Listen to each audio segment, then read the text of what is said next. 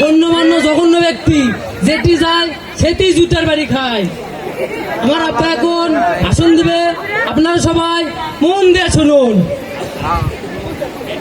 এ বলো বলো, মন দিয়ে শুনবি, কান খুলে শুনবা কহে। এই বলো, এখনকার ডিজিটাল যুগ, কানের মধ্যে হেডফোন আছে, পিছন না শুনবা গো। এ বলো, কি আছে গো? বসে। বসবো গা? আরে আমার এমপি সাহেব বসবিবে, খালে খালে। তুই না আরে সিএন নাই বে, এখন সিএন নাই, কি করবো তুই হালে। এলে এমপি সাহেব বসেন বসেন।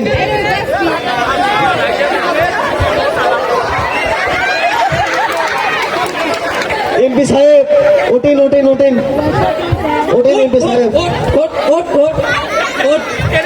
কে রে বলো, এ বলো, কি রে? এই এমপি সাহেব পড়লো কেন করে হে? আমি তো দেখে পাইনি, আমি তো সরে গেছি, তো কানারে দেখে পাই না। এ ভালো করে হাল্প না হে। হাইলাই তো আসছি, মানে আমি পিঠত বসবো, কুটি বসে যে শালা পাগলা এলো। এমপি সাহেব লাগছে নাকি কোনটি? बात को कभी दर्द नहीं होता। ও মাই গড, এমপি সাহেব এলে কি করলো রে? কিছুই তো বুঝি না। এত করে লাগবে রে, শালার দেখা পায় না। হাসে এমপি সাহেবের হাসে, বুঝা পারিনি নিলাম। কাশে আনো রে, কাশে আনো। আমার এমপি সাহেব একদম তরমুজের লাখানি। ঠিক ঠিক, তরমুজের লাখানি সাইজ, দেখতেও তরমুজি, মধু মধু রসমালাই। থাম, কুড়ি তরমুজ এলান সাইজ রে। হ্যাঁ, তোর শখ আছে কে রে? কুড়ি তরমুজ এলান সাইজ রে। তরমুজের হচ্ছে মেলা গুলো বেশি, আর তোর এমপি সাহেবের তুই বেশি। ঠিক ঠিক, তাহলে কুড়ি তরমুজ এলান সাইজ রে। হ্যাঁ, এই বাবা রে, এই তো চুপ কর। মান সম্মান আসলো তো ভালো। আসসালামু আলাইকুম। আমি হলাম এবারে এমপি পদপ্রার্থী। আপনারা আমার জন্য দোয়া করবেন। আর সর্বপ্রথমে একটা কথা বলি যে আমার এই এলাকার যত ভাই আছেন, আজকে যারা গোসল করেননি, তার জন্য আকর্ষণীয় পুরস্কার একটা ফক্সেন, ফস করে মারবেন, সুগন্ধ সুগন্ধ। আমার দুই ছেলে তুই পলট দেখে পাচ্ছি না, শালারা 3 মাস হলো গোসল করেনি। মিথ্যা কথা বলছে রে, মিথ্যা কথা। সকালবেলা গোসল করা, কে রেখে কেমন মারছে?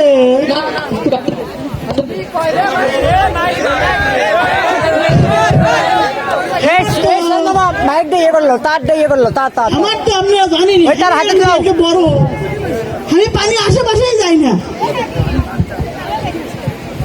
আমি এবারে এমপি যদি ভোটে জিততে পারি, আমার বুকের দিনে আমি বড় কথা বলতে চাই, এগুলো পূরণ করে দেবো।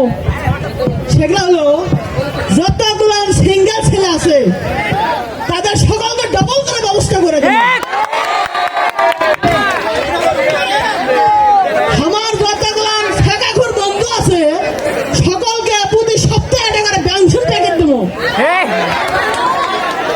আমি এত উদার মনে মানুষ, এখন আমি আপনাদের কি বলি, মানুষের দুঃখ আমার দুই চোখে দেখতে পারি না। আমি তো রাত্রে যারা ভয় করেন, হয়তো একটু টয়লেট দূরে আছে, তার কেমন আর সুব্যবস্থা হচ্ছে, টয়লেট দূরে থাকার কারণে যাতে যাতে হয়েই যায়। সেই জন্যে যাদের ছাদের বাড়ি তাদের ছাদের উপর, যাদের টিনের বাড়ি তাদের টিনের উপর, যাদের চালের বাড়ি চালের উপর একটা করে পায়খানা বসিয়ে দেব। এবং আমার কাছ থেকে একটা করে বদনা ফ্রি পাবেন, সমস্যা নেই।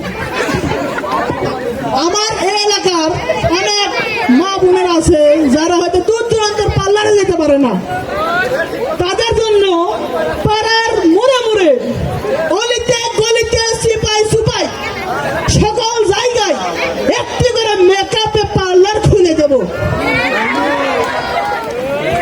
আমি এই ওয়াদা করে গেলাম, যদি আমি প্রতি বছরের মধ্যে এবারও নাও জিতি, সমস্যা নাই, আমি তো আর থাকবো না,